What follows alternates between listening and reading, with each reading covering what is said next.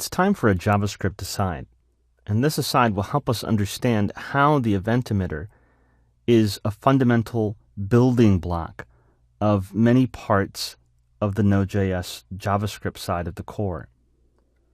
This is object.create and prototypes.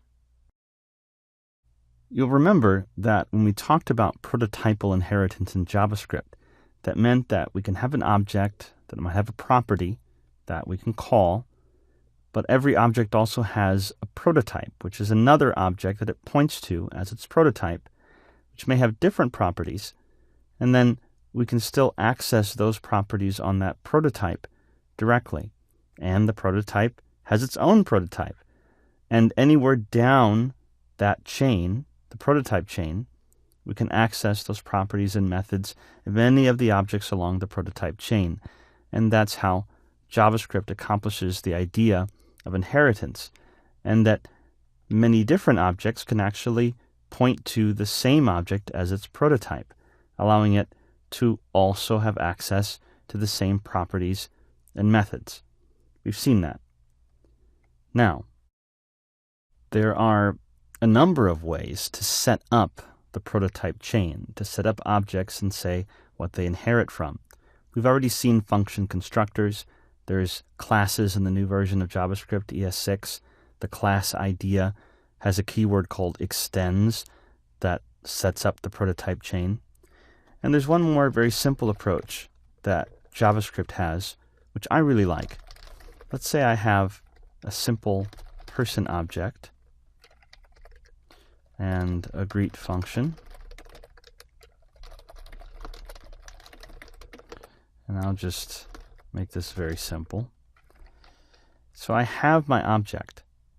Now, let's say I want to use this as the base. I want this to be the prototype of some other objects that I create.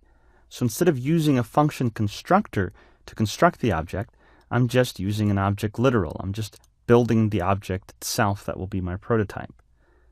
The objects that are created ultimately are the same, but it's just a different way of creating them.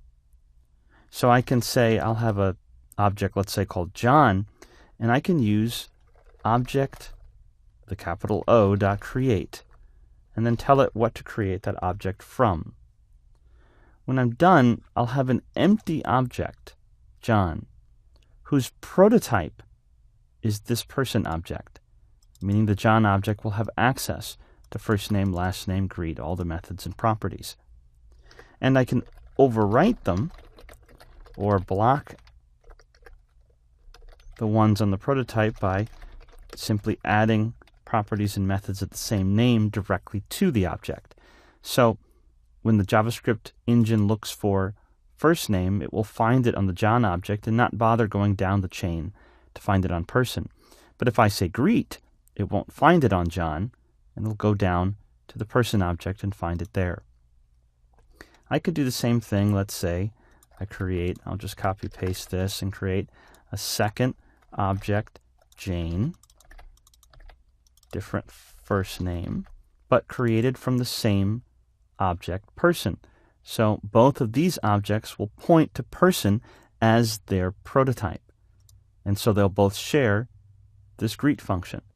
So I can then use it. So let's console.log john.greet and console.log jane.greet. So both of these objects have access down the prototype chain to that method. Again, object.create is a very simple, fast, and clean way to set up inheritance, that is, the prototype chain, that is, objects being able to use properties and methods of other objects. Let's look at this visually. So we had a person object, which had some properties on it, first name, last name, a greet method. And then when we used object.create, we said object.create and passed to it person, and that set up a new object, an empty one.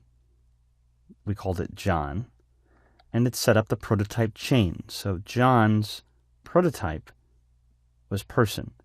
It was pointing at person as its prototype, which means we could access first name, last name, greet. And then we added some of our own properties, first name and last name, which essentially hid the first name property on the person object, and instead we'd see the one directly on John.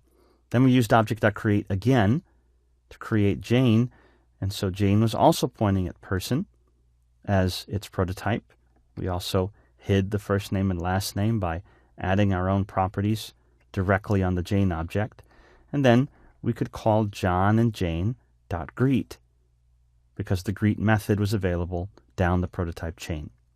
So again, object.create is a very simple, clean, and clear way to set up a sequence of objects that inherit from one another, a prototype chain.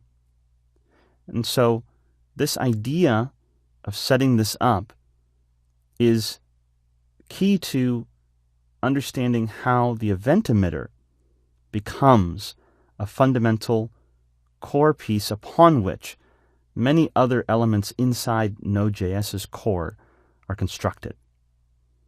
All right, let's move on and see.